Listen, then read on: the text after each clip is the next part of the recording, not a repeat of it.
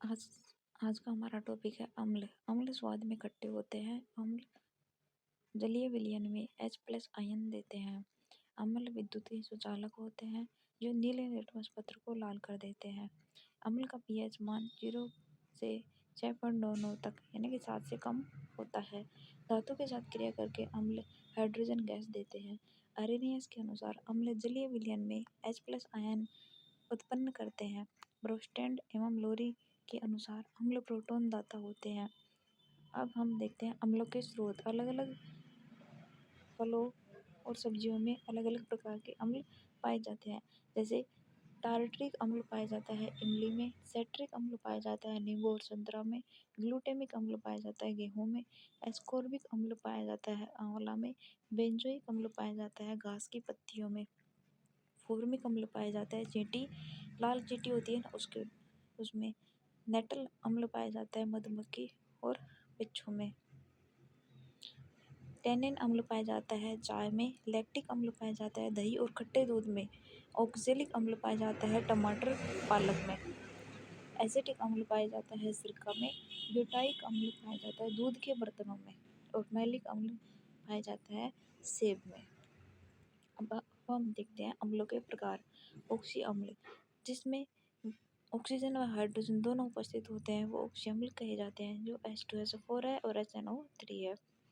Hydra अम्ल जिनमें hydrogen हो लेकिन ऑक्सीजन उपस्थित न हो उन्हें कहते हैं हाइड्रा अम्ल।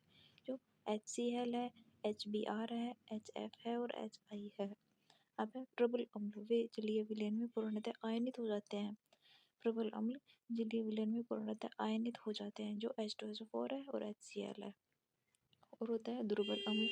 दुर्बल अम्ल जलीय विलयन में आयनित नहीं होते हैं जिनमें है कार्बनिक अम्ल, सेट्रिक अम्ल, फॉर्मिक अम्ल, एस्कॉर्बिक अम्ल। अब देखते हैं अम्लों के कुछ उदाहरण। H2SO4 जो होता है सल्फ्यूरिक अम्ल, इसे अम्लों का राजा कहा जाता है और ऑयल ऑफ विट्रोल कहा जाता है।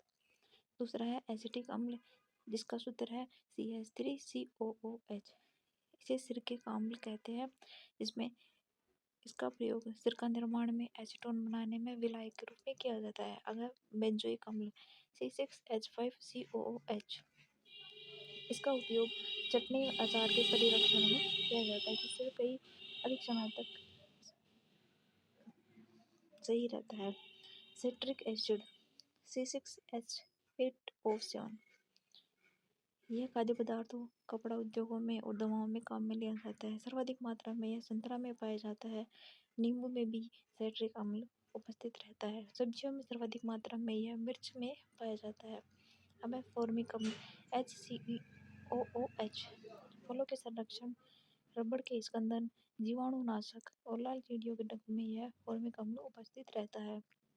अब है हाइड्रोक्लोरिक अम्ल HCl, यह PVC, एक्वारेजिया, सौंदर्य प्रसाधन, प्रयोगशाला अभिकर्मक के रूप में हाइड्रोक्लोरिक अम्ल का उपयोग किया जाता है। इसके बाद है नाइट्रिक अम्ल HNO3, एक्वारेजिया में, उर्वरक निर्माण में, विस्फोटक में, स्टेनलेस स्टील के निर्माण में इसका उपयोग किया जाता है। नाइट्रिक अम्ल को सोरे का अम्ल भी कहा जाता है। सल्फ्यूरिक अम्ल H2SO4, यह नाइट्रोसेलुलोज के उत्पादन में, अपमार्जक उद्योग में काम में लिया जाता है और संचायक बैटरी के निर्माण में भी इसे काम में लिया जाता है। ऑयल ऑफ पेट्रोल इसे कहा जाता है। इसके बाद है ऑक्जेलिक अम्ल H2C2O4, फोटोग्राफी व चमड़े के विरंजन में ऑक्जेलिक अम्ल काम में लिया जाता है। टार्टरिक अम्ल C4H8O6, खाद्य पदार्थों में टार्टरिक अम्ल उपयोग किया जाता है। इसके बाद है एस्कॉर्बिक अम्ल C6H8O6, यह दवाइयों में विटामिन सी के स्रोत के रूप में एस्कॉर्बिक अम्ल का उपयोग किया जाता है। अब कुछ महत्वपूर्ण फैक्ट हैं। अम्लों का राजा किसे कहा जाता है? H2SO4 को, सल्फ्यूरिक अम्ल को।